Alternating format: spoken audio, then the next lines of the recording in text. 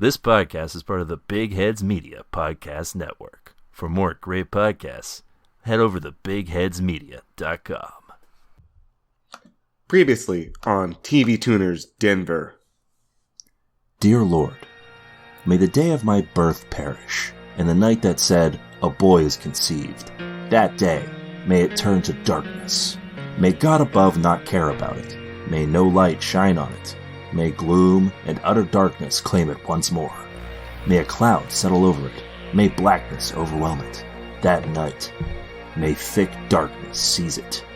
May it not be included among the days of the year, nor be entered in any of the months. May that night be barren. May no shout of joy be heard in it. May those who curse days curse that day. Those who are ready to rouse Leviathan. May its morning stars become dark. May it wait for daylight in vain, and not see the first rays of dawn. Or it did not shut the doors of the womb on me to hide trouble from my eyes. Why did I not perish at birth, and die as I came from the womb? Why were there knees to receive me, and breasts that I might be nursed? For now I will be lying down in peace. I will be asleep, and at rest with kings and rulers of the earth, who built for themselves places now lying in ruins, with princes who had gold, who filled their houses with silver. Or was I not hidden away in the ground like a stillborn child, like an infant who never saw the light of day? There the wicked cease from turmoil, and there the weary are at rest. Captives also enjoy their ease. They no longer hear the slave drivers shout. The small and the great are there, and the slaves are freed from their owners. Why is light given to those in misery, and life to the bitter of soul? To those who long for death that does not come, who search for it more for their hidden treasure. Who are filled with gladness and rejoice when they reach the grave. Why is life given to man whose way is hidden, whom God has hedged in? For sighing has become my daily food. My groans pour out like water. What I feared has come upon me. What I dreaded has happened to me. I have no peace, no quietness. I have no rest, but only turmoil. Amen. And now, TV Tuners Denver continues.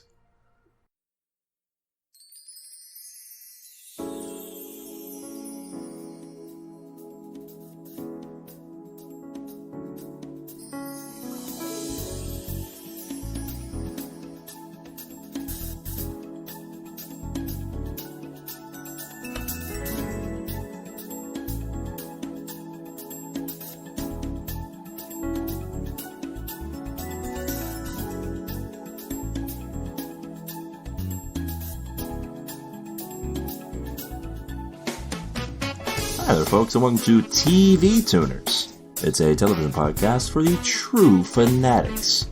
It's a weekly dive in the latest in TV news and reviews. I'm your host, Swanson. With me, as always, is my co-host and nice FBI agent, Hey, Kiorein. I'm the only nice guy around, and that makes me the deuteragonist. Yeah, I mean, I guess by that logic, yeah, it does hold up. You are sort of the closest thing to a character outside of the titular Clarice on this program. Yeah, I'm able to make very logical decisions, and based on TV writer logic, I'm really into this chick too. So, sex? Yeah, I'm sure at some point in the future that's viable. Probably at like the end of the first season. But it's too traumatic. Yeah, it's true. Can't happen again. So yes, welcome to TV Tuners for another week. Stairmasterless yet again. Yeah, Stairmaster's in dire need of assistance. He's in danger. He's a hostage, actually. Yeah, he sent us, well, I don't know if he sent it to us, but we did receive a videotape. Then we had to find a VHS tape player to play it in, and then it was him saying that he only had 48 hours before they killed him. And that was 46 hours ago. Yeah, so we have not that much time to get through this podcast and then go find him. Yeah, our notoriously long podcast, by the way. So we are going to try and speed run this episode as much as we can. So I'm looking at probably, I don't know, like an hour 30. Yeah, that seems pretty reasonable. And I heard that Stairmaster is engaged in combat with this elite squad of men who greatly outclass him. Oh, yeah, the Inferno Squad. Yeah, and they're just pummeling him. Yeah, it's not looking great for a Stairmaster. I don't know why he thought he could take on a group of people with a name like that, but... Well, I mean, I don't know if he thought he could take them on, but he was just hoping that he could take them on. Yeah. I mean, I guess he does have some sort of military training. Yeah. And I mean, well, here's the deal. The upside is they're toying with him. They're just kind of knocking him around for fun, making it a game. So they're not just straight up killing him. It's true. So we're definitely going to save Stairmaster. Don't you worry, listeners. He's going to be fine. We're going to show up and we're going to beat those guys up. Wait, are we? Ooh. I figured we were just going to like sneak past them. Okay. Seems a little anticlimactic, but I guess we're not living in a TV show, are we? No, Kierein, this is real life. So if we get murdered and beaten up, if we get beaten up and murdered, I guess, then I think it happens for real and it's like over. Like the life is over. Oh my god, I could be killed? Yeah. Who would host the podcast after that? Presumably nobody. Nobody would take up the torch? Maybe like Gio would come in and do like an episode with Stair. So Stair would survive, but we would be dead. Yeah, they would keep him alive to like suffer. So you're going to make one more final episode of TV Tuners with Gio, who we also captured for reasons. Yeah, they just have him. Yeah, who knows? Just like, hey. Why am I involved in this? Whoa, man, keep chugling. Yeah, he would say that. He would. Anyway, yes, welcome to TV Tuners. If you like what you're hearing so far, why not consider supporting us? And there's a couple ways that you can do that, if that's a thing you're into. One of those ways is by going over and subscribing. Oh, yeah, right. They can subscribe and get the TV Tuners on their feed. That's right. Yeah, whenever there's a new episode out, it's like, hey, look. This is out now, and you can listen to it. And then you can do it. Yeah, we're workshopping having a man, like a not like a scary man, but just a man, come and give you a knock on the door, let you know a new app's been dropped. Mom, there's a new app. There's a new app, Mom. Yeah, he's like dressed in like a suit. Yeah, he says, Mom, there's a new app at TV Tuners, Mom. He's got an earpiece. You can go over to any of the podcast apps of your choice. Apple Podcasts, Google Podcasts, Stitcher, Spotify, and more. They're all available for you to hit that subscribe button. And hey, while you're there, why not give us 5 stars and a review? That would be a great way to get us noticed. True. And hey, maybe you want to connect with us on the internet in a way that, you just can't by subscribing. Well, that's why we have our Twitter page. At TV Tuners on Twitter. It's where you find all of the great TV content. Yeah, that's TV content I'm seeing on there. Yeah, it's that's exactly what it is. And if you see stuff on there that isn't TV content, report it. So how does #man relate to television? Well, there's a lot of men on TV. Okay, that's true. Probably more than half of people on TV are men, huh? Yeah, I would say sadly, probably way more than half. They had a whole show about it. It was 2.5 men. That's the percentage. Wow, that's crazy. Like, you mean the ratio? Yes, that's what I meant. There's 2.5 men to every half woman.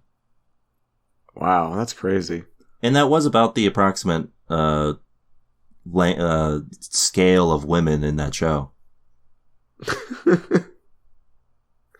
Whenever a woman came on screen, they were like quiet. Yeah. You couldn't hear the audience at all. I'm picturing a show where there's a female character, and like whenever she shows up, like the camera pans away and like doesn't focus on her. Like she's talking, but it's focused on the two people who are just reacting. Yeah. Like you see her for a second, right? Like as she comes into frame, but like the camera turns away. Listen, someone is jotting this down and has a great new idea to pitch. I'm also picturing a TV show which meticulously makes sure to pass the Bechdel test by having two women have one conversation and then high five and say Bechdel passed. Every episode. Yeah. Yeah, that'd be fun. That's a fun episode. That's a fun show. But then they don't appear in any other scene. Well, they can appear in a scene, but only if it's to service a man in some way. Yeah. Otherwise, that's the only time where they're talking as if they exist outside of another someone of the male gender. Yeah. So yeah, that's Twitter.com, great place to go. Find us there. But hey, if there's like a quip, a comment, question, a foresight, or otherwise that you want to send us, well, you can give it to us at our email address. Really? You can give it to us there, and well, not only that, Kiorein, get this, we'll read it aloud on the pod. Oh my god, that's crazy. Yeah, Who would do that? That email is tvtunerspodcast@gmail.com. What's that email, Kiorein? Television@gmail.org. That's right. Yeah, and you can do all that fun stuff, and it'll be great. No tweet of the week this week. We're rushing things. We want to make sure that we leave enough time to go save our friend Stairmaster before his scheduled execution.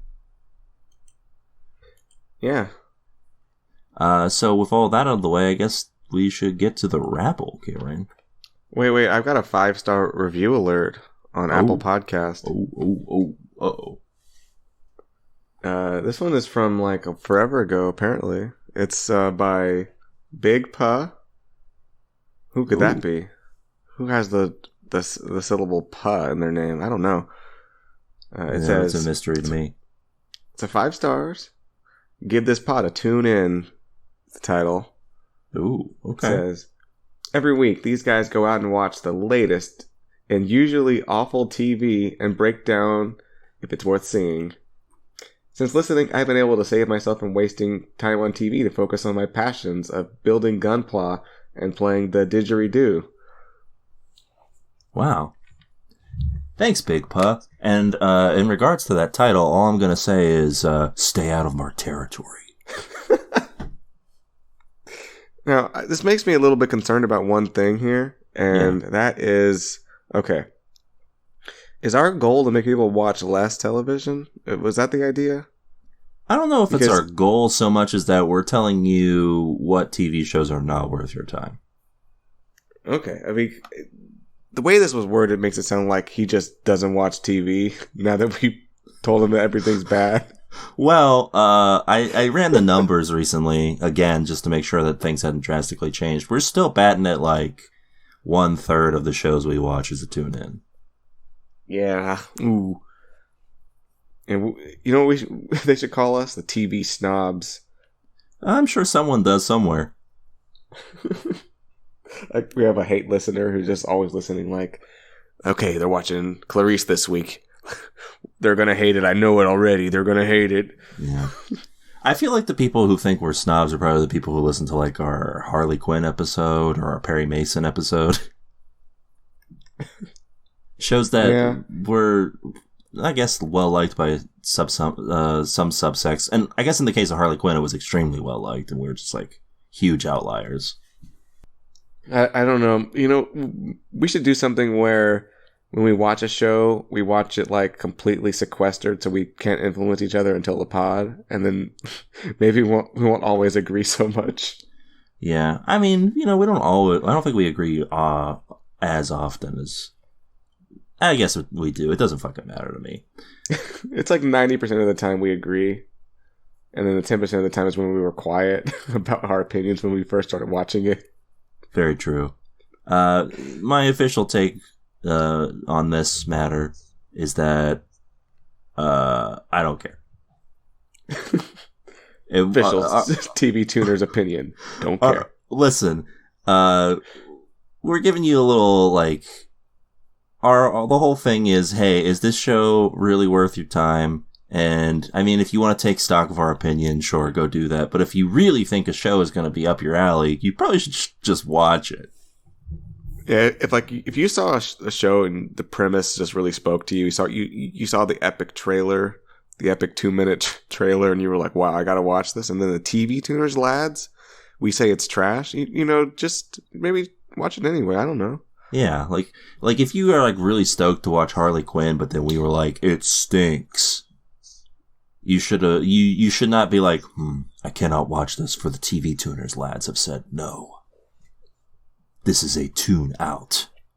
Yeah, I mean, we are gonna write down your name in a certain book. Yeah, more on that later.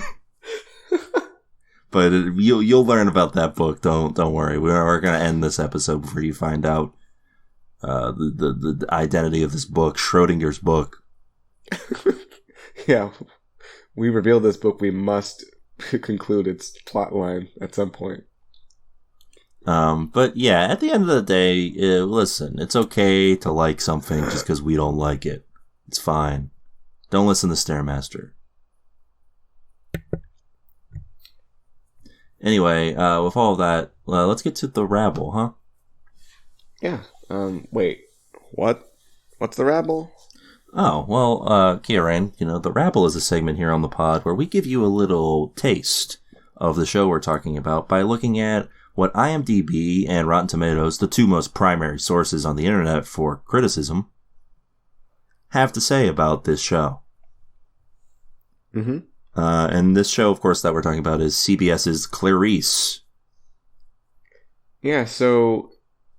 that's what this is. Okay, so Stairmaster did send me this shaky cam found footage of a computer screen with an IMDb review on it. Like, he was, filming the review. I don't know what that was all about. So now I know what it's about now. I'm supposed to read this. Oh, okay. So he, found one. Yeah. Okay.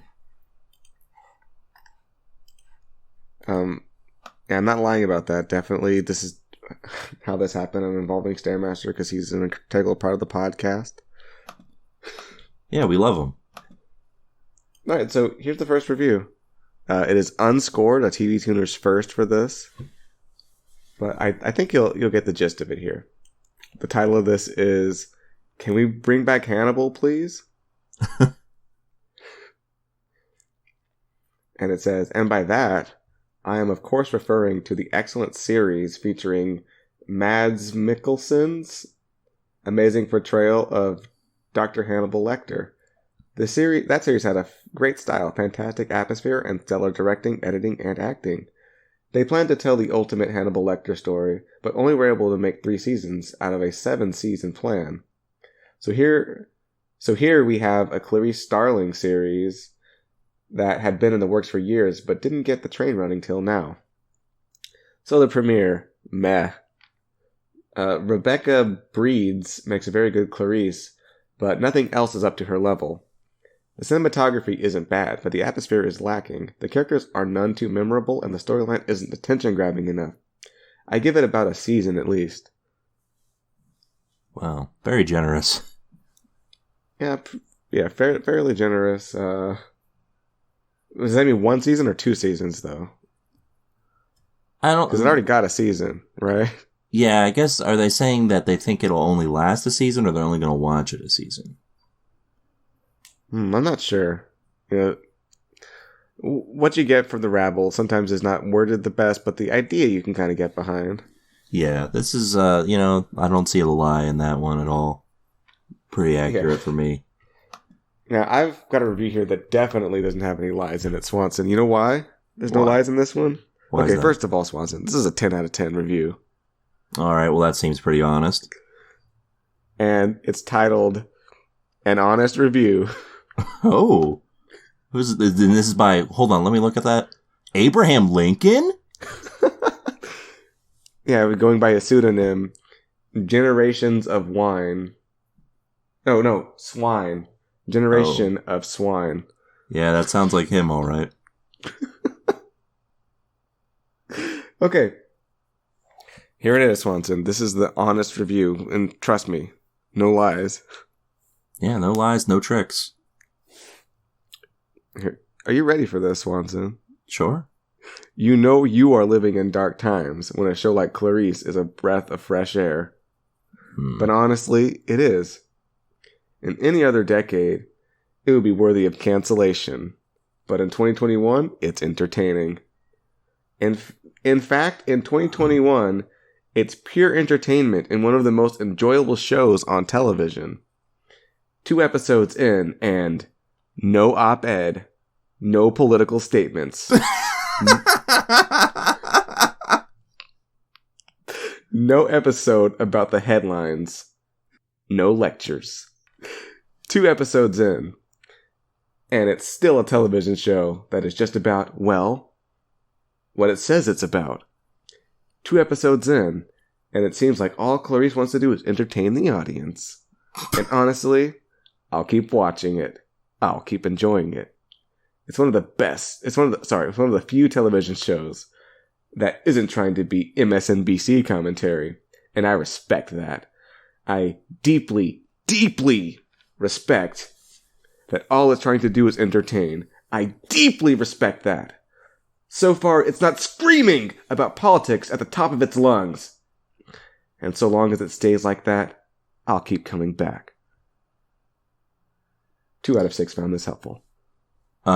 So that's just someone who didn't realize this took place in 1993.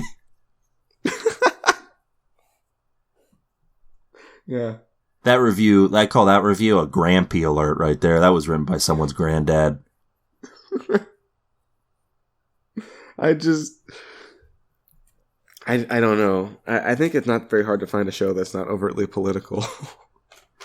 Yeah, I would argue that like most of the shows we've covered this year are not overtly political. All right, so I'm going to give you the list of shows that we've covered this year, and you tell me if you think any of them are overtly political. Okay. The Equalizer. No. Firefly Lane. What was that? No. Walker. No. Okay. Mr. Mayor. No. Despite being about a person in politics, not political. It made political references, but it did not have a political message, we'll say. WandaVision. No. Coyote. I mean, in like the weakest possible way. Like the most lukewarm way. Like, yes, begrudgingly I'll say that was political, whatever. The Stand. No. Alright. And just for fun, Videodrome. Yes. Alright, so there you go. One movie from 30 plus years ago. It wasn't really political, it was just kind of... It had a message, but it wasn't really about politics, it was just about, like... I mean, I guess society. It was about... Yeah, I guess the media isn't technically politics, so... So yeah. No, nothing. It's very easy to avoid political messages in your television. I would say it's extremely easy. What are they watching that's upsetting them like this? Probably OAN. Yeah. So yeah, I got some critics reviews here. The critics were not fans of this program. Kiorein. Oh, they don't have. Is this a good old green splatteroo here? This is not only a green splat. This is a tipped over bucket of popcorn. Oh my god. This is a third. Critics gave this a 31%, and the audience mostly agreed it's a 44% from them. Goodness. So I got this negative review here. We'll start off with from Melanie McFarland of Salon.com. Okay, I've heard of that website, unlike many of the ones you mentioned, so I immediately gave them a lot more credence. Well, this person is a top critic, so... Okay, yeah, top critic. It restricts a uniquely charismatic figure by placing her inside of a standard procedural, which is a shame because Clarice Starling isn't your average agent. In this show, on this network, she might as well be. Withering burn. Ooh.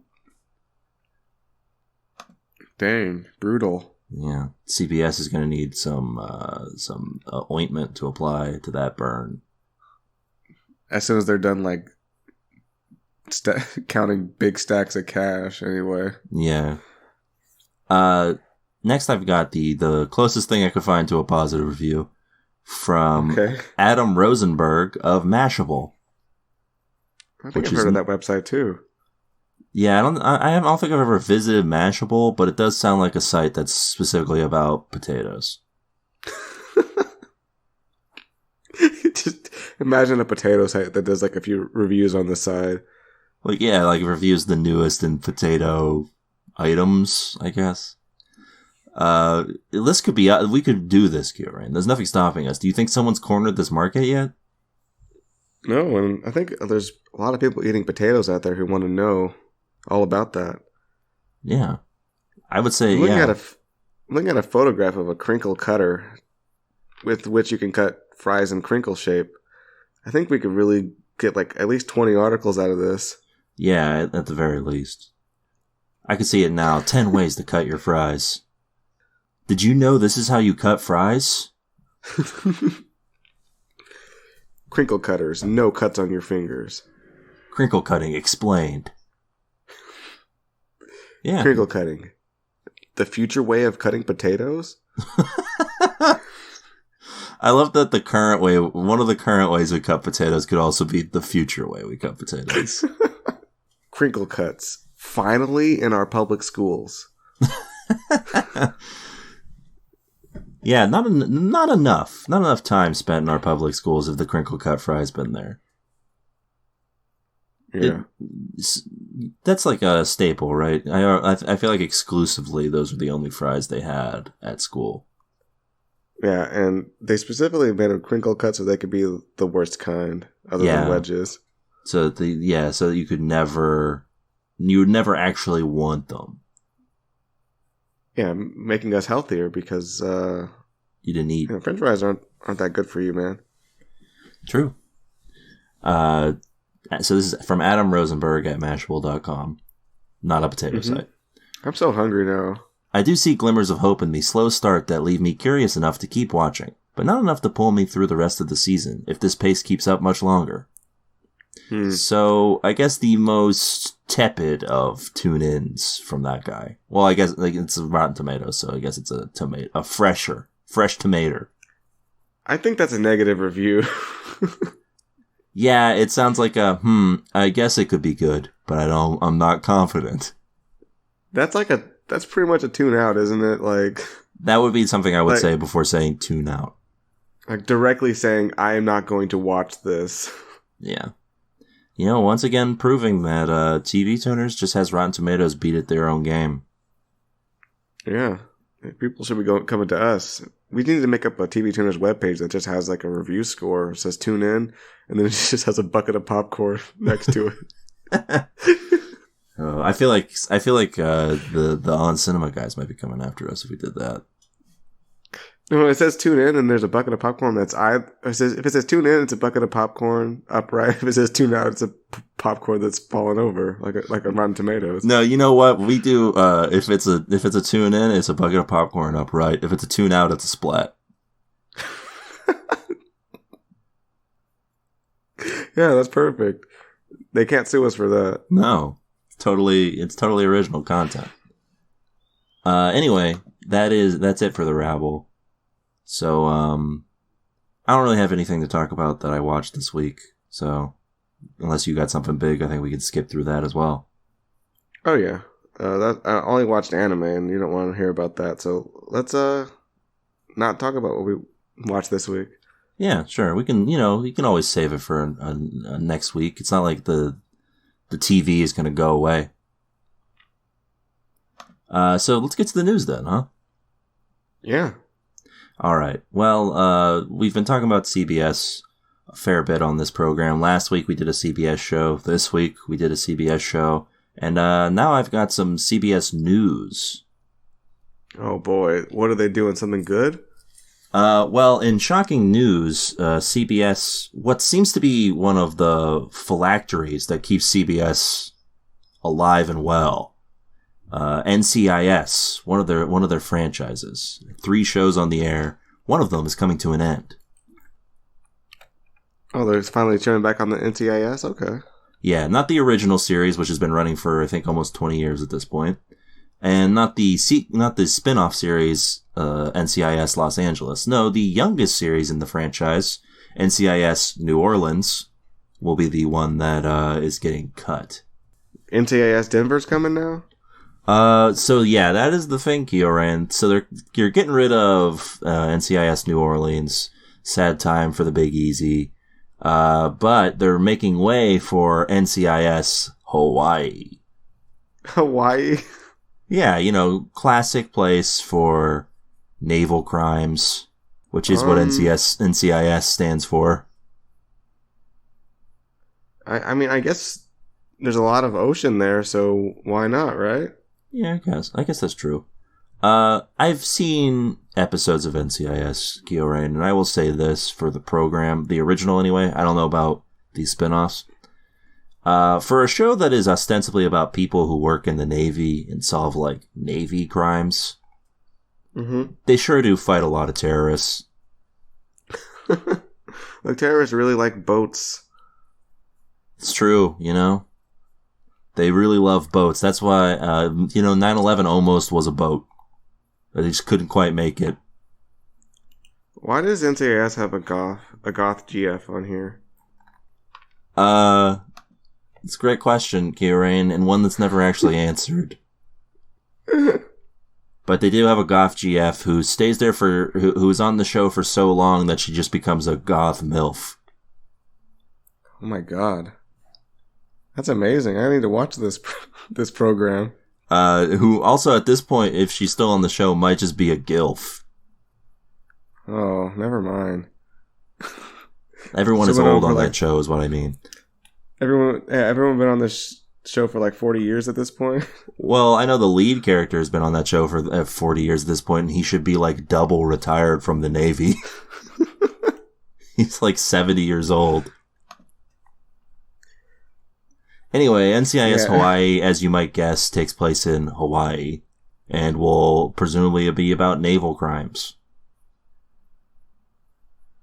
So, as one NCIS franchise dies, so shall another be born, lest CBS lose any of its power. Yeah, I was joking about them just coming to Denver, but they're actually just getting rid of one show to make another? What? Was New Orleans not good enough? They have to change it up? Wasn't getting the ratings they wanted? But I guess not. I would like to see them do an NCIS show set in a completely landlocked state. They're in the mountains solving naval crimes. There's a lake. I guess that's true. NCIS Great Lakes. Is there even a big lake in Colorado? I don't think so. See, NCIS Great Lakes, that's a good idea because you can travel to multiple states. Yeah, that'd be really exciting. Yeah. Just imagine though, NCIS, but it takes place in a state with a couple of moderately sized lakes. This man died while he was fishing. Or the terrorists are using this lake as a base of operations. There's a little sub under there. Yeah. Anyway, that's not the only CBS news I have, Kiorein. For this, we have to go away from the main CBS network all the way over to the former CBS All Access, now Paramount Plus. They're bringing back a show that we all know and love, Criminal Minds. They couldn't handle being off the air. They needed more unsubs, which is what they call serial killers, I think, in that show. Wow, like they hate unsubscribers on YouTube so much that that's what they call serial killers. That's right. I just remember that the guy who was like the profiler would always be like, the unsub blames his mother for his upbringing and is therefore killing all women he sees. And everyone would be like, oh, well, how do we find this guy? Like, well, my suggestion is we throw a woman out there and see if he kills her. And they're like, all right. I can't wait till Criminal Minds does an episode about 3 podcasters being serial killers, and it's based off of us. I mean, with the amount of time we just drag them through the mud, it's only possible. It's only likely, I guess, now because they're coming back after a whole year off the air. Shortest cancellation in history. Maybe it's probably up there with when Last Man Standing was briefly canceled. The Tim Allen program. I'm just picturing like there was like a guy in a suit fist fight over Criminal Minds. Yeah, they were like, we need it. I want more of it, more. So it's being the executive with the brass knuckles won. Yeah, and he was the one who worked for Paramount Plus and not CBS, the network. Because it's coming over to that streaming service to show up. There's no word yet on who is going to come back or anything like that. But do we really care? Well, we're all there to see people get murdered, I guess. That's why anybody watches these procedural shows. Or to see the goth GF. One of the two. Yeah, it's true. Criminal Minds, the reason that Criminal Minds isn't on CBS anymore, no Goth GF. They did have a similar role though, which was that like the Goth GF and NCIS is like the forensics lady. So she's essentially a magician.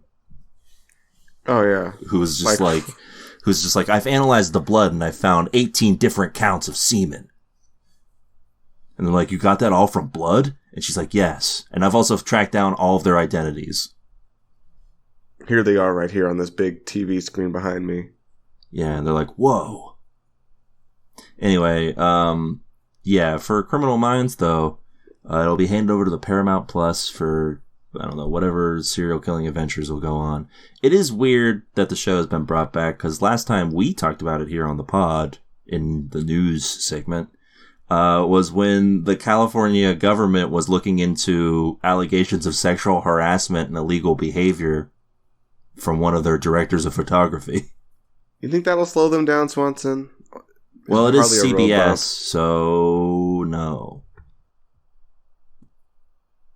No, I don't think it would. Also because that dude was fired before the show even ended, so you got to make that serial killer money. People go, they look for, they want to believe that there are just like millions of serial killers in the country. Just imagine if the serial killers like teamed up. That would be insane. Oh, that should have been the series finale. Like 100 serial killers all collaborate on one big job. Could you imagine the trailer, like the little like teaser, like this week, Criminal Minds series finale. There's 100 unsubs.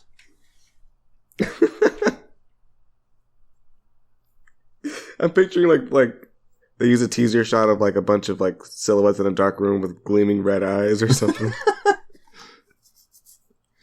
You won't believe who dies. And it's like some character they introduced that episode. Yeah, the couple having premarital sex dies. Yeah, who could have guessed?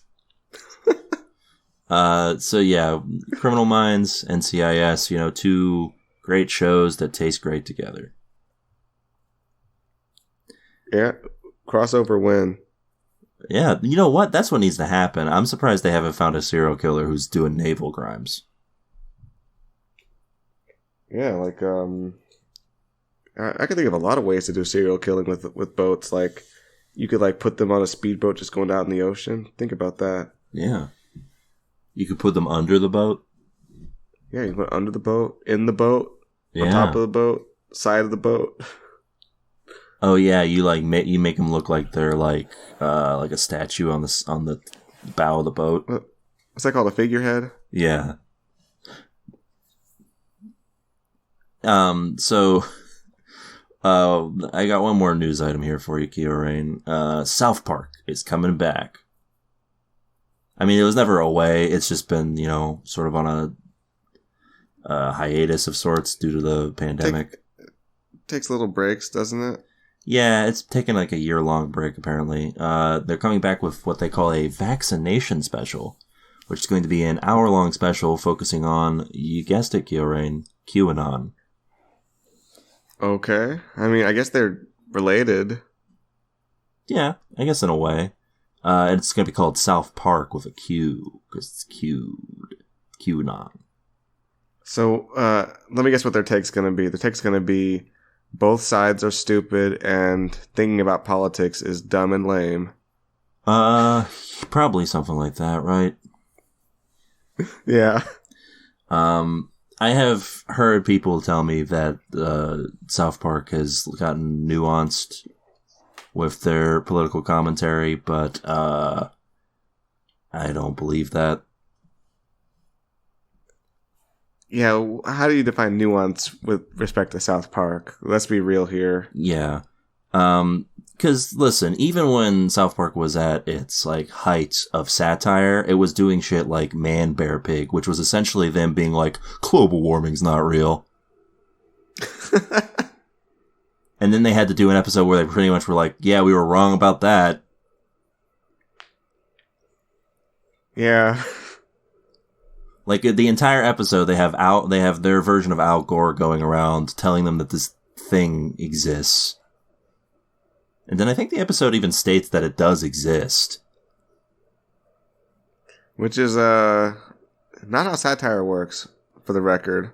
Yeah, the thing with satire, everybody, just like, maybe, I don't think I have the keys or anything. Maybe, but like, I think I've got some idea here that maybe, just maybe, Kiorein, maybe satire should have a point of view. It shouldn't be like everybody involved with this sucks.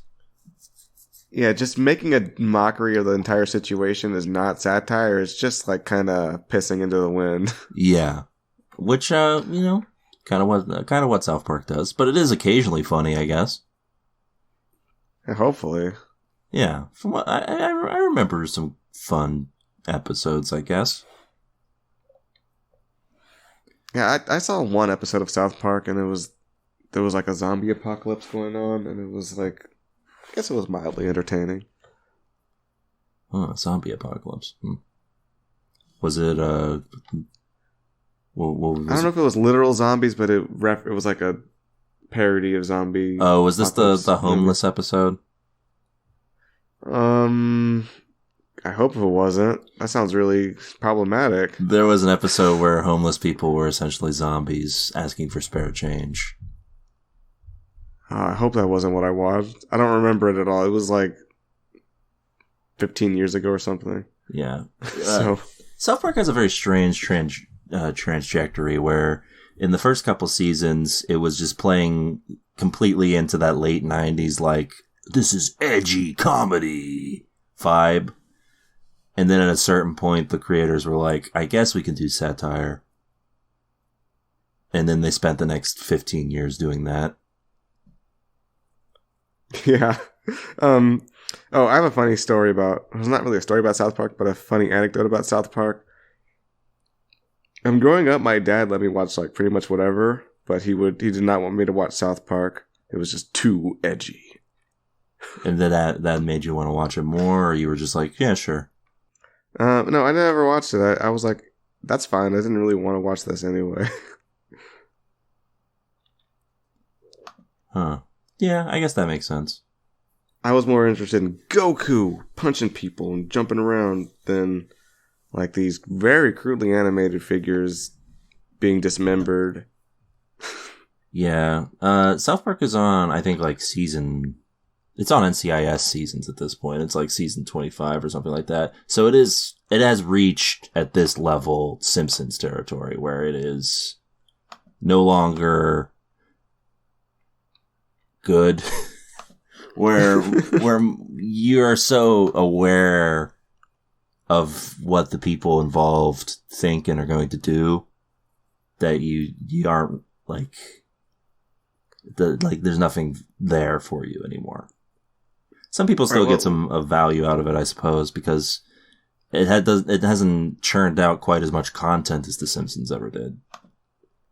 Well, okay, so we think of South Park, The Simpsons, but where does Family Guy fit in on this spectrum here? Because I think Family Guy is by far like gotten way worse than I could have imagined The Simpsons ever being. Well, yeah, I would say. Family Guy's been bad since like what? It came back, right? I think it had like, I don't know, one bearable season after that.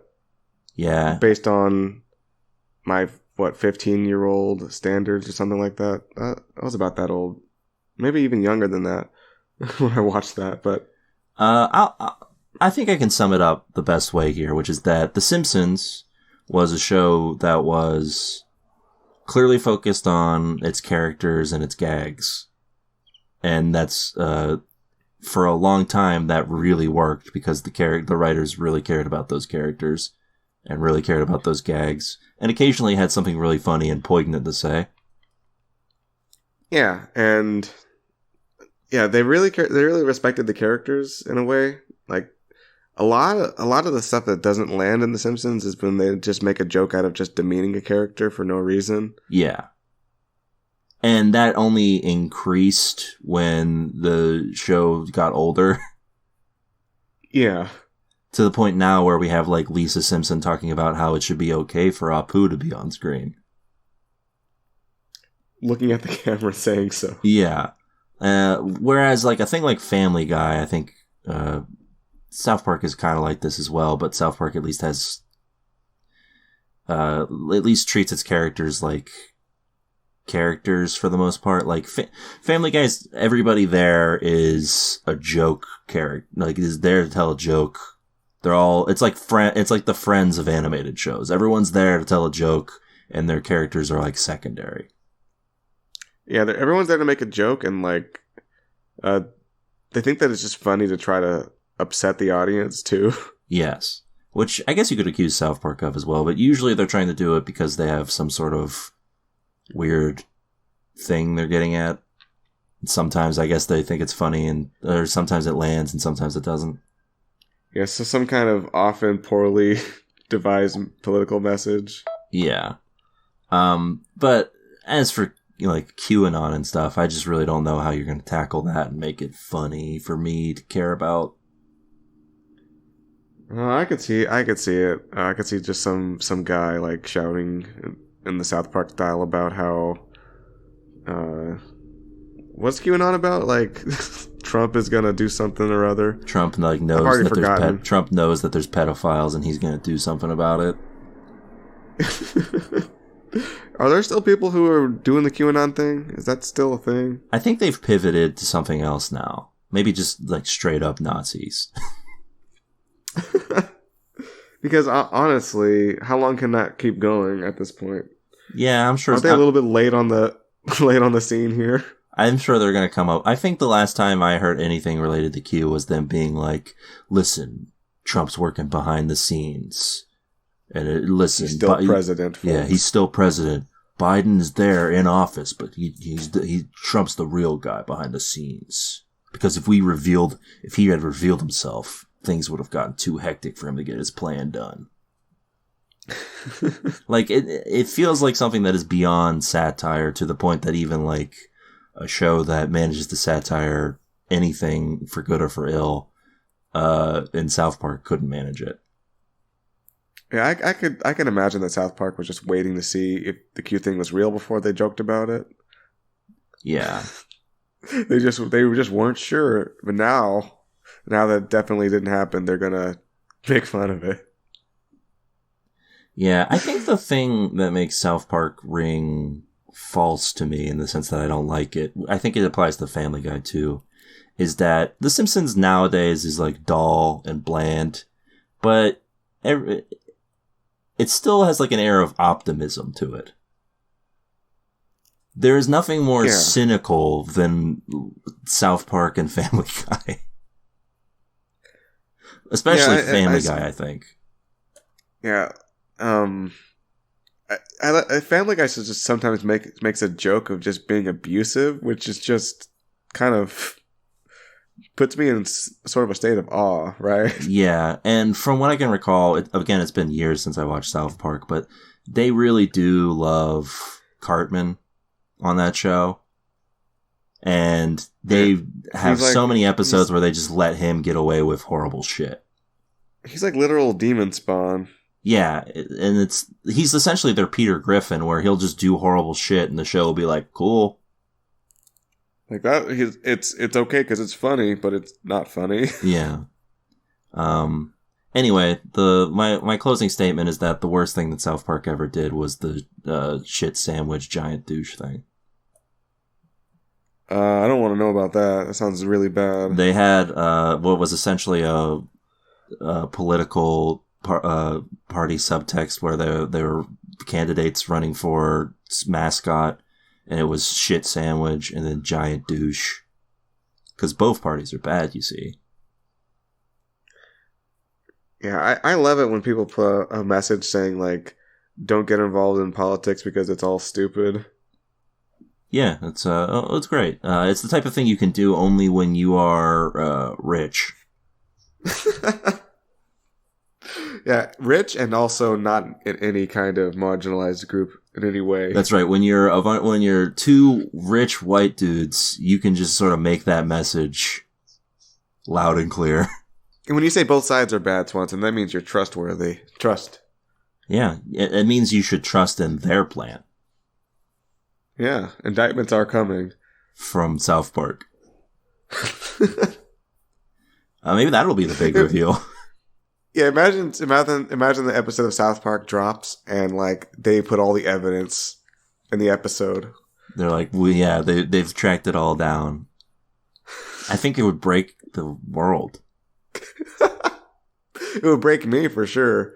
Yeah. I think I would have to watch South Park, which I don't want to do. We would definitely have to watch it for the show at that point, so let's hope it doesn't happen. Yeah, imagine it's just like Cartman comes out, he's in front of a podium, and he's just like, "Hey, you guys, I'm QAnon."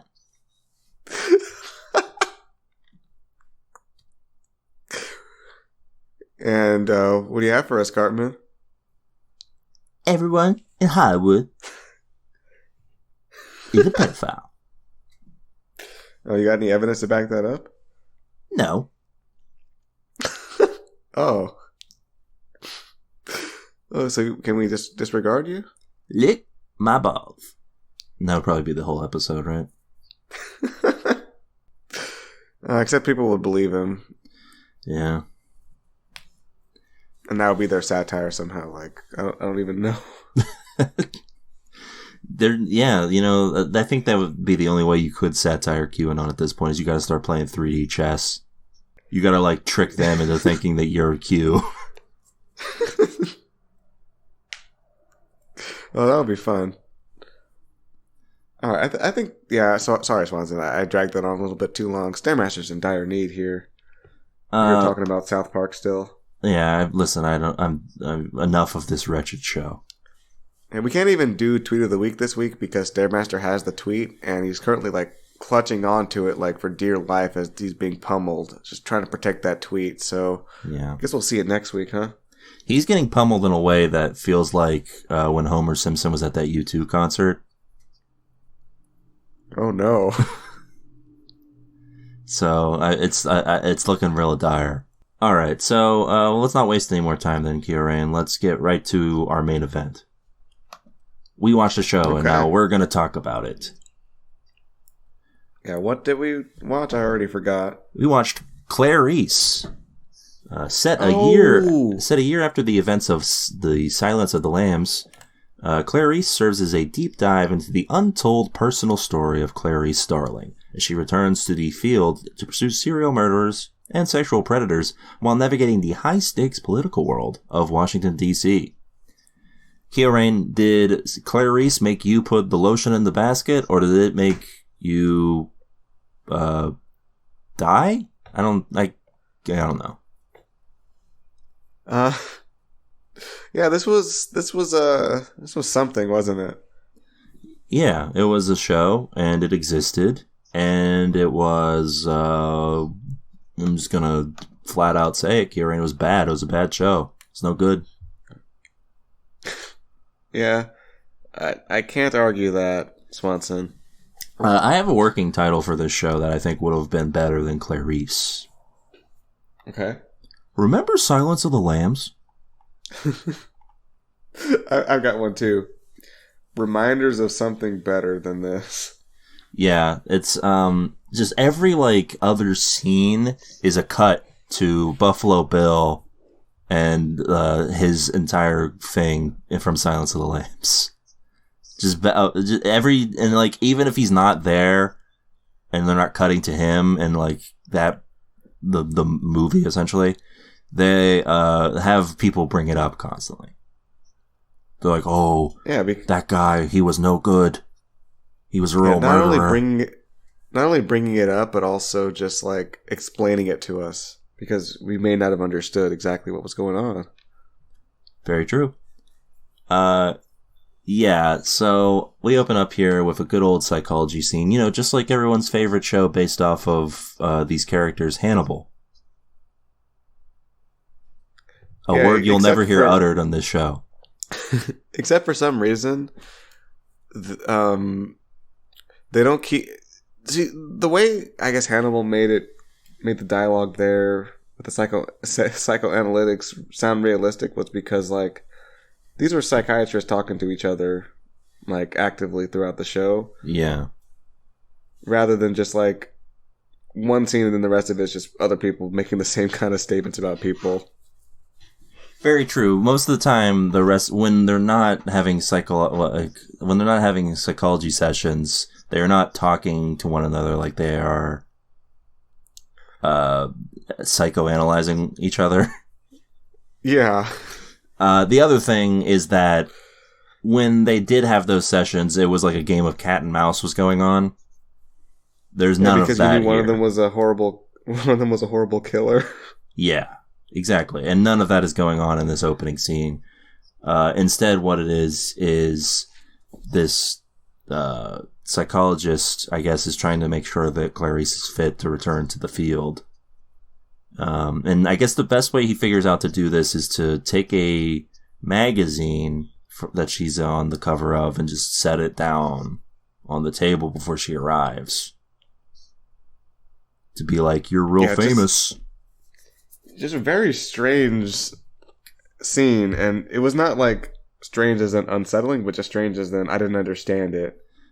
Basically, his job here, in terms of what he does for the show, is that he is to tell the audience everything that she did in Silence of the Lambs, just in case you hadn't seen the movie in 30 years. Yeah, he's just the narrator, basically. Yeah. Except he's narrating to the person who already knows all the details. So I kind of mentioned it, but this show is literally prohibited from featuring or making reference to Hannibal Lecter.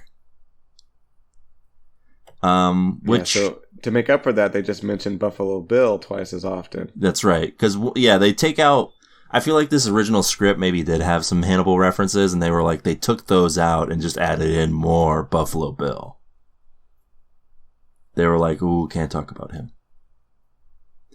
That guy's nasty. I guess I can't say that it's bad that they don't talk about Hannibal at all. It's fine. It doesn't... I feel like it would only have affected the show in a negative way. Because it's already pretty gratuitous with this Buffalo Bill stuff, so I can only imagine if they got to indulge in both. Yeah, because the end of Silence of the Lambs is that Hannibal Lecter is essentially in another country. So there's no reason for him to show up in Washington, D.C. Anyway, Kieran, this episode, by the way, did you catch the title of this episode? I didn't. What was the title? Alright, I hope you're ready for this. The title was The Silence is Over. Oh my god, shut up, Swanson. Shut up. It's the actual title. I'm not lying to you. Oh my god. So Clarice is having this, by the way, I looked at the what they called the magazine, like the fake magazine that they had. It was called Tattler. It was the name of the magazine, Tattler. That's definitely what you would call a throwaway tabloid that doesn't exist. Yeah. Like the first one you come up with. And so they have this psychological interview, which is essential, or they have this psychology session essentially where he's like, "Hey, listen, you're probably not fit to work," and then someone comes in and says, "Yes, she is." And he's like, "Ooh." He's like, "We have story that needs to happen, and she must be part of it." And he's like, "Well, I guess there's nothing I can do." I guess the Attorney General just has the power to, regardless of fitness for duty, just make someone work. I guess, like, well, whatever, man. I don't know if the Attorney General actually has that power, but these TV writers sure think so. So here we are. So the Attorney General is now this lady who is the mother of the only surviving victim of Buffalo Bill. She has a conversation here. I feel like of every character who gets more than like 2 lines in this episode is just completely gaslighting Clarice the entire time. Yeah, I'm not sure what you mean by that, though. Well, I don't know. Maybe gaslighting isn't the right word, but I feel like this scene with the Attorney General, the therapist, and then like how over the top she is. She's just like, "Oh, you saved her. You're the best in town. We really need you to do this, even though you don't want to." Well, that's the thing. Do it. And when she says, "I don't want to," she's like, "You don't have a choice." She's like, "You've got to. It's the only thing. You think anyone else cares about you? No." Yeah, I don't know if that's gaslighting. I think it's more just abuse. Yeah, it's just like general abuse. Yeah. Because when her daughter, Catherine, the survivor, calls in that completely superfluous scene, she's also just like, "No one cares about you except for me." Is that what happens when you're deeply traumatized? You start like just attacking at people's psychological weak point out of nowhere for no reason? Because I guess, like, so they did it strictly because it would upset her, which it did. Yeah, and I don't get the reasoning behind it. So the Attorney General is like, "You should call my daughter because she's really been trying to get into contact with you." And apparently the reason she really wanted to get into contact with her was so she could just berate her on the phone. Well, I don't understand it, like that scene, because she's like berating her, but also saying, "Help me," but not saying how she wanted to be helped. Yeah, well, hey, people with mental health issues don't always express things in the best way, I suppose. Yeah, I just don't know what condition that would be, where your thoughts don't have a through line at all. And if we don't know right now, then these people in 1993 definitely don't know. Yeah. Because we get a scene where Dad isn't really sure what autism is. Yeah, so I didn't realize the 90s were that bleak where we didn't understand things like that yet. I guess that's probably true, though. I mean, the 80s were a pretty awful time for mental health in general, so... I really don't know. I know that autism was discovered, like, decades ago. But I think had to have been common knowledge in the 90s. Like, maybe that dad was just, like, really not in the loop.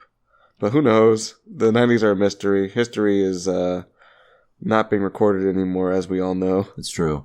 And listen, far be it from us to reveal our ages here, but Kiorein and I were not at the state to be thinking about pop culture at the time 1993 was occurring. Yeah, I was thinking about, like, Big Mommy Milky's. Yeah?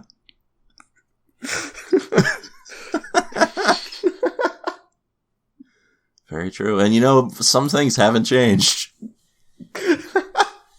So, yeah, we get just constant references to Buffalo. Like a dead guy who isn't going to affect the plot outside of, I guess, the character of Clarice. Yeah. I think I have another way to explain this show for people. This is Hannibal, NBC's Hannibal, but for Grandpeace. Yeah, it's like a real bedtime show. Like the way they put the music on this, it's like go to sleep, go to sleep, go to sleep. But over footage of like a mutilated corpse. Yeah, it's like there's a corpse washed up on the river, and it's just like go to sleep, go to sleep, go to sleep, little Swanson. And this FBI guy who was like running his group before Clarice joins, it has like a problem with her because she tracked down Buffalo Bill and got him, and he didn't. I guess is pretty much the rationale we get from someone else and not him. Because we can't listen. This is a show that cannot have characters act in a way that we can just figure out what their deal is, or that... Well, they have to explain it to us. And not even in the same scene. Characters beforehand in another scene have to explain a character's backstory and reasons for being to us before they show up. Yeah, Swanson, like, sometimes these shows, I just have to wonder, are they written by people? Or what? This show was definitely written by a person. This was written by Alex Kurtzman, who is... Did he actually write it, though, or did he use a bot? Well, I don't know. It says written by him for this first episode. I mean, you could say it's written by a person, but, like, there's no evidence of that, actually. I guess it's true. There's nothing stopping people from just using bots. Heck, you can use an auto-completing keyboard, just see what it comes up with. Yeah, just use a robot to write your thing and say, job well done. But really, though, the dialogue in this show does not sound like something that anybody would ever actually say out loud in an actual conversation. It's true. There's a scene where her and the nice guy that we previously mentioned are in the car together, and the nice guy says, "Why do they call you the Bride of Frankenstein?" And she replies, "That's a long story." All right, why did we talk about it then? If you're not going to explain to me why you get this nickname, why bother doing anything about it? Or they're in the car driving somewhere, and she's like, do you have younger siblings? And he's like, yeah, I got 2 younger sisters. How'd you know? You seem used to sitting in the passenger seat. Yeah. Yes. There's also the bit where when they're finding the bodies, what do they say about the husband? They're like, he cared. I wrote that down. Yeah, the husband, he cared. Like, oh, as opposed to most husbands, of course, uncaring. Like, so is that what they do out on the field when they're doing the crime investigation? They ponder about whether the husband cared or not. Apparently, this is what they want us to believe. This is why the FBI is an elite class of people, Kieran. All right, so a lot of philosophers. I'm thinking of that scene from The Wire. You know the one. The shit scene. Yeah, that's like the truest crime scene investigation scene ever and put to anything, right? Yeah, I it's just Shit. Yeah, that's listen, if you watch one scene from The Wire, and really you should watch more than one, perhaps the whole show even. But if you want to watch just one scene to understand The Wire as like a whole, that's probably like one of the best ones. Yeah, I just can't imagine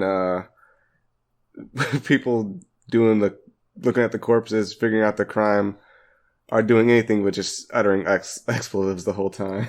Yeah, like, listen, I'm not, far be it from me to suggest that I am trained like a police officer would be, or even an FBI agent. But I feel like had I stumbled across a bloated, mutilated corpse in the river, my first reaction would not be, do you think her husband cared? It's like, yeah, just examining the wedding ring. It's low carat, but it's nice. Yeah, I think my entire reaction the entire time would just be like, oh god, oh shit, oh no. Yeah, there would be look. My entire vocabulary would be F-bombs, like the Wire scene. Yeah. So, yeah, Clarice gets, the boss guy is like, listen, Clarice doesn't think this is a serial killer. She turns out to be right later because she's the protagonist. The boss guy is like, well, we're gonna tell the people it's a serial killer, and there's nothing you can do about it, I guess. And what I don't understand is he's trying to, like, control her, but he does it by just telling her exactly the truth. I don't understand it. I'm confused. Or is he making something up? I don't know. I'm confused by his whole thing. He keeps telling her that that they have to lie to the press about it being a serial killer because that's what I guess the AG wants. But if Clarice really wants off this job, shouldn't she just tell them the truth? Yeah. But also, like, why lie? I mean, why not lie about that? Why just not tell her, like, no, this is definitely a serial killer. You're wrong. Why not just, gaslight her? Or why couldn't he just have a different opinion and be really pushy about it rather than just be like, no, we're gonna lie about this because someone else wants it when that was never even confirmed. He just pointlessly not only rude but also pushing an agenda that doesn't make sense. I wish I understood, but the problem, Kiorein, is that outside of Clarice, who is an established character, none of these other people are anything. Even Nice Guy isn't really anything outside of, I guess, kinda nice. Yeah, literally he's just kinda nice. He's just like a human being. He's definitely the most, I mean, I guess outside of Clarice, the most human character in the show, meaning that, like, when he talks, it doesn't sound like, again, like somebody just, like, looked up on, like, some kind of alien looked up on Google how to talk like a person, and this is what they came up with. Yeah, I guess, yeah, if a bunch of aliens watched a show and came up with, like, their version of it, the dialogue probably wouldn't be that far off. Like that episode of Futurama where the aliens see that lawyer show. If like some aliens came to Earth and they wrote their own like show, the dialogue wouldn't be that far off from this. All right, so let's make a TV diet for these aliens. Let's give them 3 shows. Which 3 shows did they watch when they synthesized into this one? Oh, what show? Okay, what 3 shows did they watch when they synthesized this show? Yeah, so the first one's Hannibal, because clearly that's what they're trying to knock off here. They watched Hannibal, but the sound was off. Maybe they watched it, but they didn't understand that Hannibal was a serial killer until like much later. They missed that part, yeah. Yeah, they definitely watched Hannibal. I think they probably watched something from like They probably watched like an old like 90s procedural, like NYPD Blue. Just one of those like gritty like procedurals where like the cops are like always right even if they beat up a bunch of criminals. Yeah. And I'm gonna give him also Perry Mason, the recent one. Oh yeah, they probably did. This show kind of does feel like that in a way, where it is just unrelentingly grim and dour. There are no jokes in this episode, except maybe save for one, which we'll get to in a sec, I guess. It could not be a joke. I don't know. And it reminded me of Perry Mason mostly in the scoring, which I'm going to keep harping on, I guess. I don't know. I feel like I'm the only one who cares, but I don't know. Some of these shows I think would be legitimately better if they just had like some bopping tunes going rather than this dreary whatever. Well, it needs to feel dreary, Kiorein, because people have died. And therefore, you have to feel like you have died. Spiritually. Yeah, I mean, honestly, think of a show you really enjoyed watching and think of the score from it. I'm obviously just going to go back to the obvious thing here and talk about like Better Call Saul or Breaking Bad as just a go-to example. But when they want you gripped there on the show, they bust out the tunes. But when they're just people walking around talking, they don't play any music at all. Yeah, it would be helpful if that was a thing that most shows did. But I guess the producers on this one were like, we need dirge music. Yeah, we need it to sound like there's a funeral going on, but it's just like people are talking about something kind of sad sounding, I guess. We want Clarice to be a weekly hour-long funeral. And you're invited. Because people have died, you see. They've died. And we know they've died because they're going to show us a panning shot of their corpse for like a full minute of screen time. Yeah.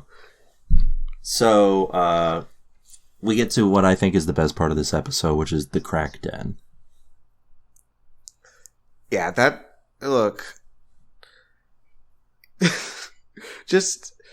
That's the one hallmark of a totally hack writer is when you include a crack den, but it's not really plot relevant at all. No, it's just there because why not, I guess. The characters have to go on a grand adventure, and one of those checkpoints is the crack den. Which looks more like a bomb shelter. Like, it looks like they stepped in the fallout. It looks like the dramatic warehouse from the end of Death Note.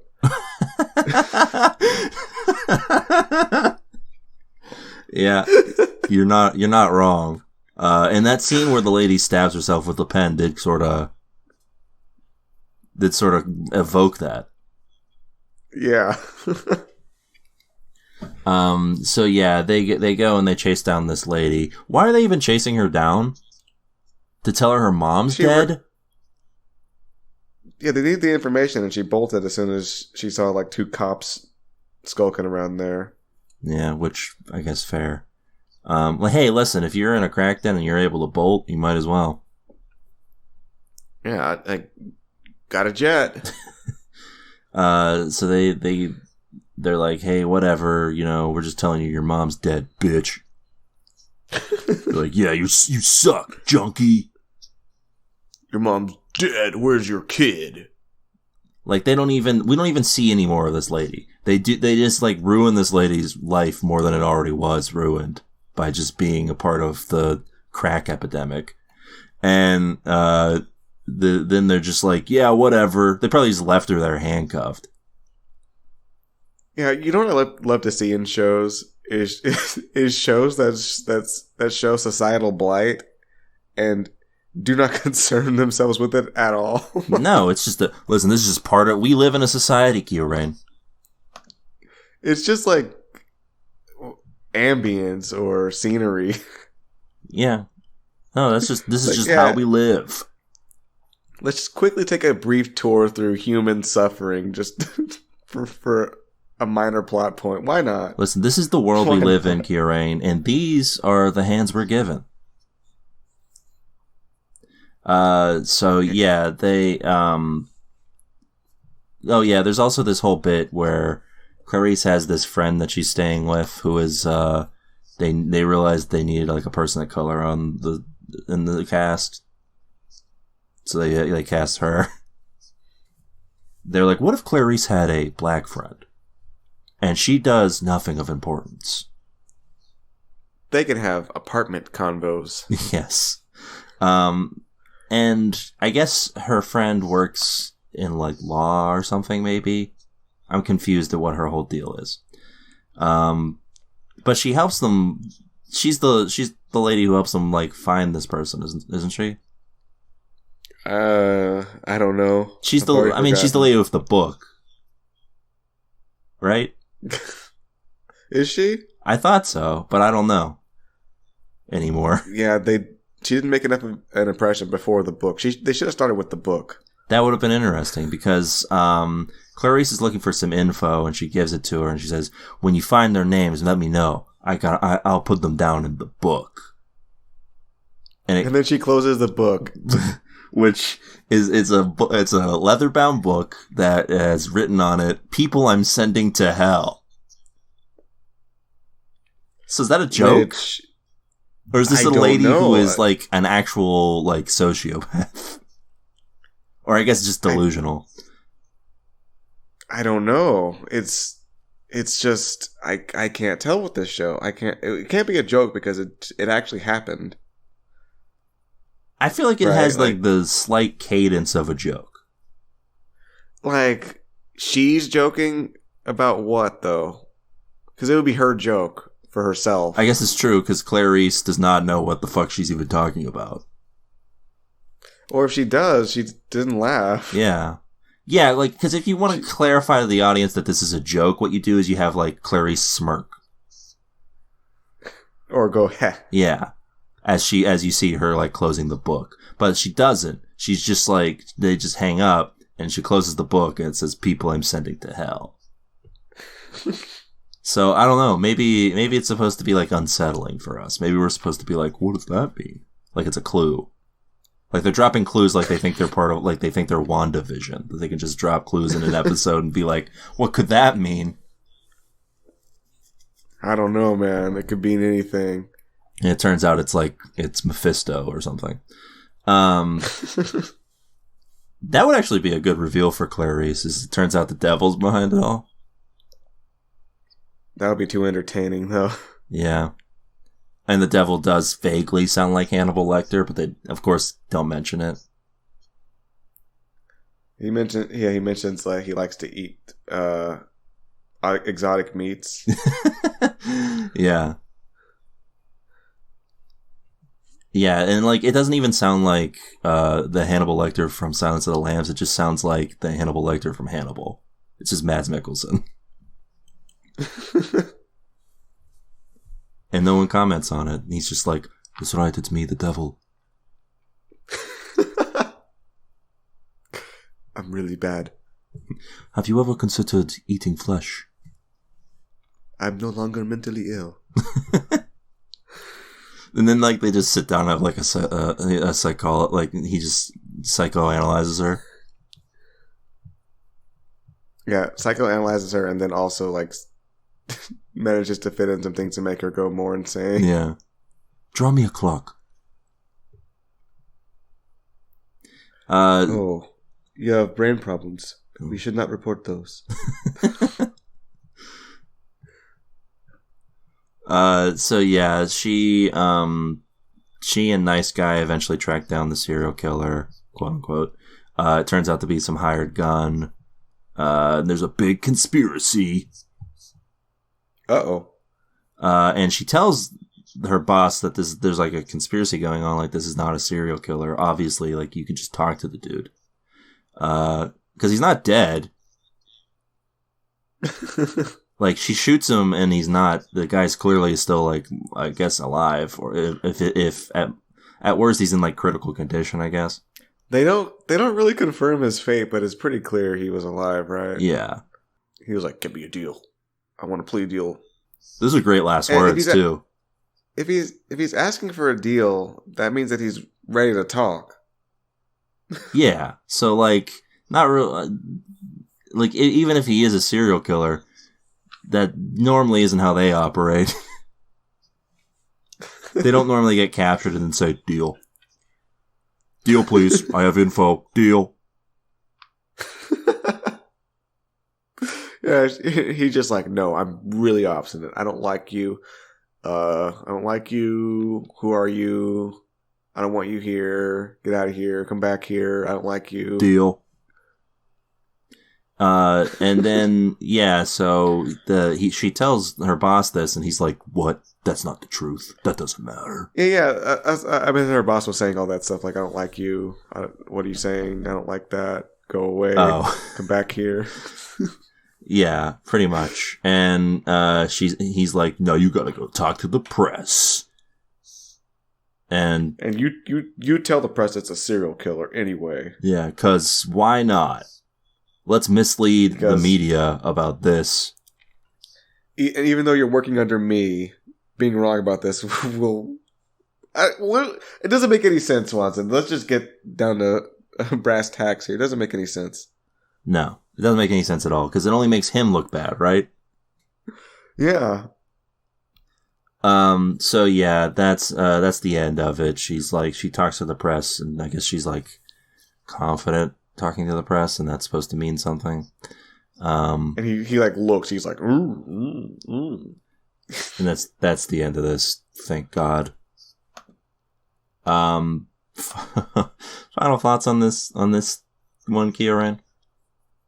Okay, well, we didn't mention something, and there was something that actually annoyed me about this show, and it's that the people filming it, for the most part, at least knew how to, like, compose a shot and, you know, make it look vibrant and all that. And that just made it all the more annoying that the show sucked really bad. Yeah, they definitely knew a thing or two about staging and, like, cinematography, which isn't always a given on a show of this kind of caliber.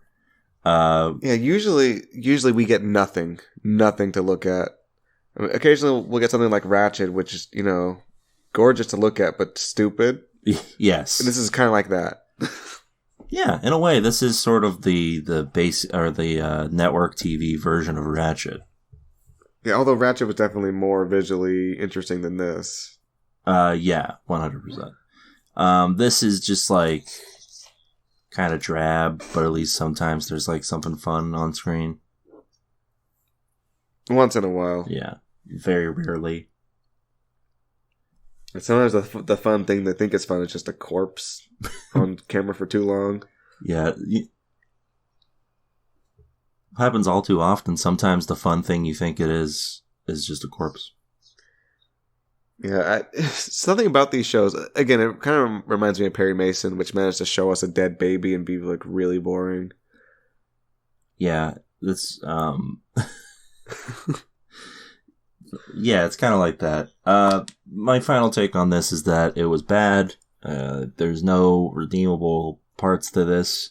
They talk about Buffalo Bill way more, given that he's not imperative to anything outside of just Clarice's character.